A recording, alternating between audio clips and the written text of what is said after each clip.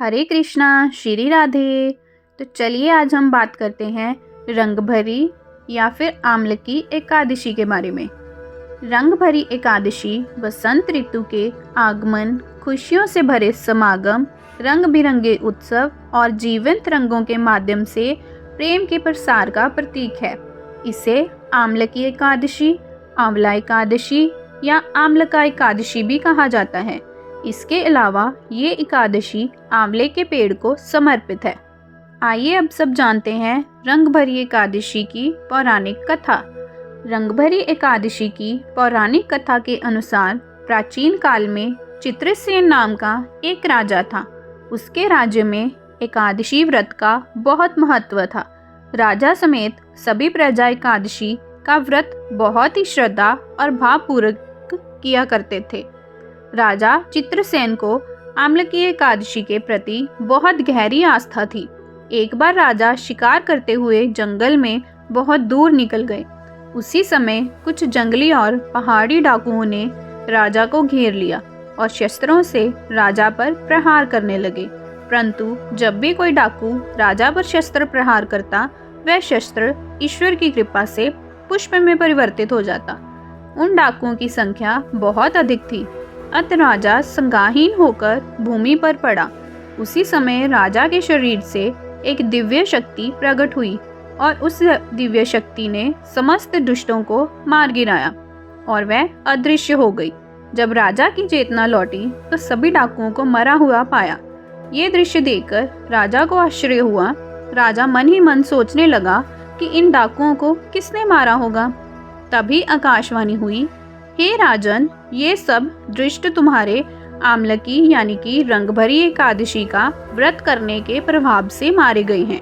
तुम्हारी देश से उत्पन्न आम्लकी एकादशी की वैष्णवी शक्ति ने इनका संहार किया है।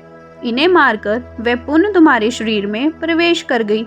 ये बातें सुनकर राजा को बहुत प्रसन्नता हुई और एकादशी के व्रत के प्रति राजा की श्रद्धा और अधिक बढ़ गई।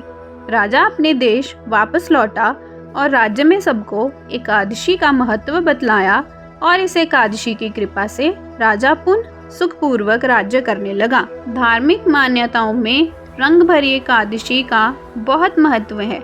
इस दिन भगवान शिव, माता गौरा और अपने गणों के साथ रंग गुलाल से होली खेलते हैं।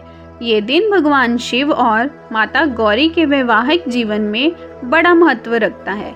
इस दिन काशी में बाबा विश्वनाथ का विशेष श्रृंगार होता है और उनको दूल्हे के रूप में सजाते हैं। इसके बाद बाबा विश्वनाथ जी के साथ माँ गौरा का गौना कराया जाता है। मान्यता है कि इसी दिन भगवान शिव जी माता पार्वती को पहली बार काशी में लेकर आए थे। इसलिए ये तिथि बाबा विश्वनाथ के भक्तों के लिए अधिक महत्वपूर्ण मानी जाती है। इस एकादशी के दिन भगवान भोलेनाथ तथा माता पार्वती की काशी विश्वनाथ की नगरी वाराणसी में विशेष पूजा अर्चना होती है। इस एकादशी पर भगवान श्री विष्णु के साथ साथ भोलेनाथ और माता पार्वती का पूजन भी किया जाता है।